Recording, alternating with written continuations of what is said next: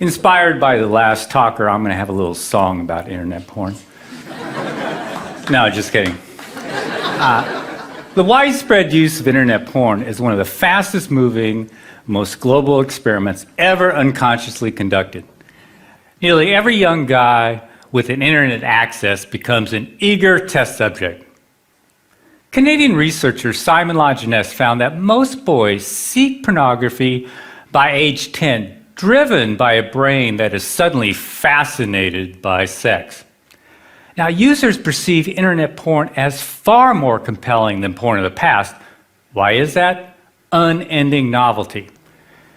In this Australian experiment, it's not mere nudity, but novelty that gets arousal skyrocketing. Subjects watched 22 porn displays. See that spike?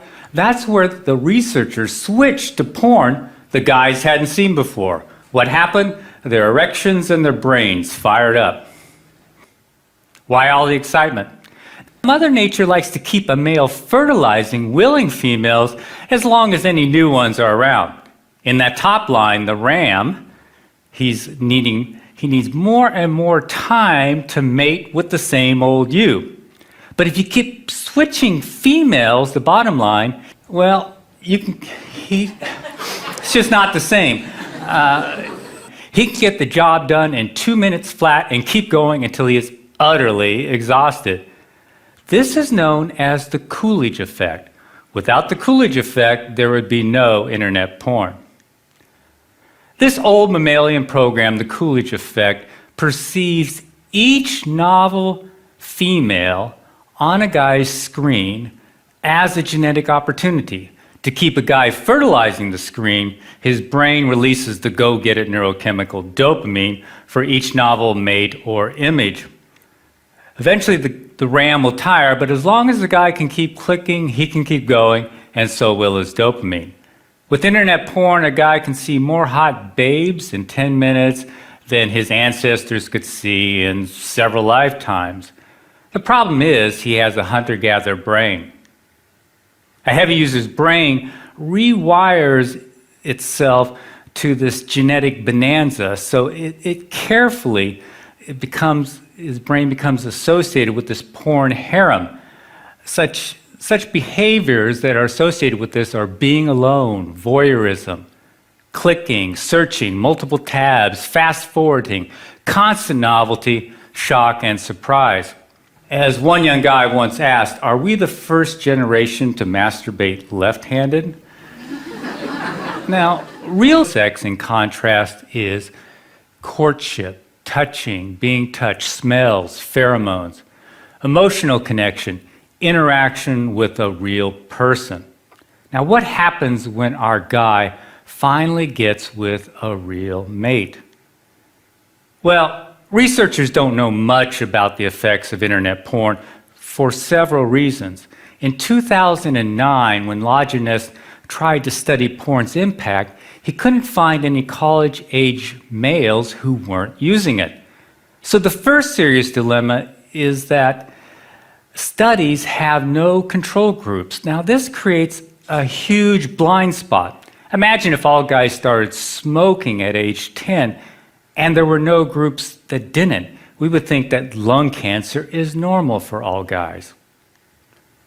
Undaunted by his lack of non-users, Lajeunesse asked 20 male students, is internet porn affecting you or your attitudes towards women? Their answer, nah, I don't think so. But they've been using it for about a decade then, pretty much non-stop. This is like asking a fish what it thinks about water. Which brings us to a second problem. Now, researchers haven't asked porn users about the symptoms Zimbardo described in The Demise of Guys. Arousal addiction symptoms are easily mistaken for such things as ADHD, social anxiety, depression, concentration problems, performance anxiety, OCD, and a host of others. Now, healthcare providers often assume that these conditions are primary, perhaps the cause of addiction, but never really the result of an addiction. As a consequence, they often medicate these guys without really inquiring about if they have an internet addiction. So guys never realized that they could overcome these symptoms simply by changing their behavior. Now, the third problem is it's hard to believe that sexual activity can cause addiction because sex is healthy. But internet porn is not sex. Internet porn is as different from real sex as today's video games are from checkers. Watching a screen full of naked body parts won't automatically protect one from arousal addiction. In this Dutch study, here's the title, they found that, in fact, of all activities on the internet, porn has the most potential to become addictive. Here's why. This ancient program, the reward circuit, evolved to drive us towards natural rewards, such as sex, bonding, and food. As a consequence, extreme versions of natural rewards have a unique ability to capture us. For example, high-calorie foods or hot, novel babes give us extra dopamine. Too much dopamine, though, can override our natural satiation mechanisms. For example, give rats unlimited access to junk food, and almost all of them will binge to obesity. This is also why 4 out of 5 Americans are overweight and about half of those are obese. That is, addicted to food. Now, in contrast to natural rewards, drugs such as cocaine or alcohol only hook about 10% of users, whether they are rats or humans. This binge mechanism for food or sex was once an evolutionary advantage. In essence, it is getting it while the getting is good. Now, you can think of wolves packing away 20 pounds of meat per kill, or it's mating season and you're the alpha male. What if mating season never ends? All those hits of dopamine can tell your brain to do 2 things. First, they say, man, you have hit the evolutionary jackpot. Second, they kick in a molecular switch called delta phos-B. I know it's a fancy word, but dopamine kicks in delta phos-B, and that starts to accumulate in the brain's reward circuit. Now, with excess chronic consumption of drugs or natural rewards, this buildup of delta phos-B starts to alter the brain and promotes a cycle of binging and craving. If the binging continues, the delta phos-B builds up and it can lead to brain changes seen in all addicts. So the dominoes are excess consumption, excess dopamine, delta phos-B, brain changes. One of the first changes is a numb pleasure response. It kicks in, and so everyday pleasures really don't satisfy a porn addict. At the same time, other physical changes in the brain make the brain hyperreactive to porn. Everything else in the porn user's life is sort of boring, but porn is super exciting. Finally, his willpower erodes as his frontal cortex changes. I can't emphasize this enough. All addictions share these same brain changes and the same molecular switch that kicks them in, delta phos-B. Now, scientists have used brain scans to measure these changes in drug addicts. Up here, these scans show a reduced pleasure response in drug addicts. These and several other changes have also been seen in gambling addicts, food addicts, very recently in video game addicts, and now in internet addicts. I apologize for filling up this slide with brain studies. Just notice the dates, but I want you to know that they exist. So far, all brain research points in only one direction. Constant novelty at a click can cause addiction.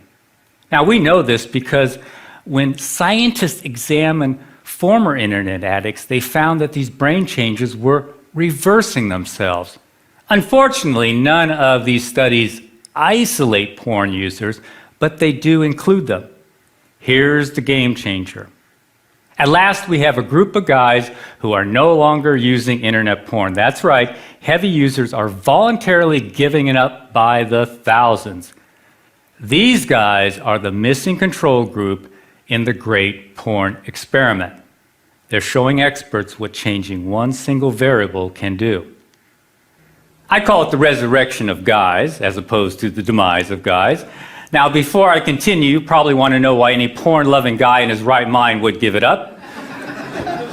2 words: erectile dysfunction. Internet porn is killing young men's sexual performance. Now, Zimbardo said young guys are flaming out with women. This survey by Italian neurologists confirms what we have witnessed over the last few years. Now, sexual enhancement drugs often stop working for these guys if they ever did, because the problem isn't below the belt where Viagra works, nor is the problem really psychological. It's due to physical changes in the brain, those addiction-related changes. Their numb brains are sending weaker and weaker signals to their bananas. As Dr. Foresta says, it starts with lower reactions to porn sites, then there is a general drop in libido, and in the end, it becomes impossible to get an erection. There are 3 takeaways from this. First, Foresta is describing a classic addiction process: gradual desensitization. Second, internet porn is qualitatively different from Playboy. Widespread youthful ED has never been seen before. And finally, ED is often the only symptom that gets these guys' attention. The question is, what less obvious symptoms are they missing? Most don't figure that out until after they quit. Here's a guy in his late 20s. I've been to psychologists and psychiatrists for the last 8 years, have been diagnosed with depression, severe social anxiety, severe memory impairment, and a few others. Have tried Effexor, Ritalin, Xanax, Paxil, dropped out of 2 different colleges, been fired twice, used pot to calm my social anxiety. I've been approached by quite a few women, I guess due to my looks and status, but they quickly flew away due to my incredible weirdness.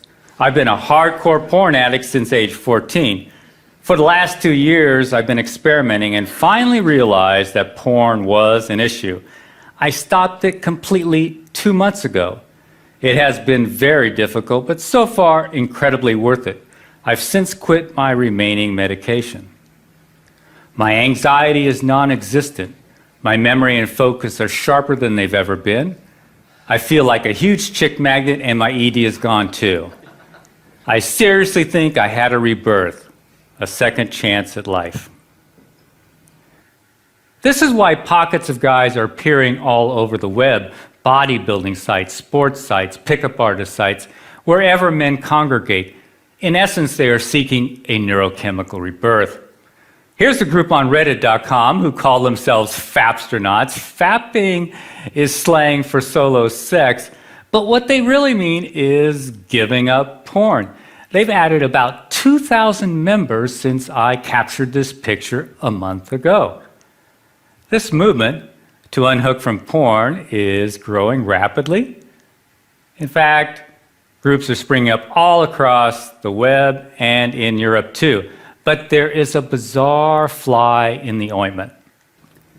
Guys in their early 20s aren't regaining their erectile health as quickly as older guys. How can a 50-year-old get his mojo back quicker than a 20-something? The answer, even though older guys have been using porn a whole lot longer, they didn't start on today's internet porn. Now, we know this is a key variable because the older guys didn't start having sexual problems until after they got high-speed internet. Now, today's young teens start on high-speed internet when their brains are at their peak of dopamine production and neuroplasticity. This is also when they are most vulnerable to addiction, but there's another risk. By adulthood, teens strengthen heavily used circuits and prune back unused ones. So by age 22 or so, a guy's sexual taste can be like deep ruts in his brain. This can cause panic if a guy has escalated to extreme porn or porn that no longer matches his sexual orientation. Fortunately, brains are plastic, so his taste can revert once he quits porn. As the guy returns to normal sensitivity, his brain looks around for the rewards it evolved to seek, such as friendly interaction and, of course, real mates. Here's one more example of what we hear every day. I feel like the next Sir Isaac Newton or Leonardo da Vinci.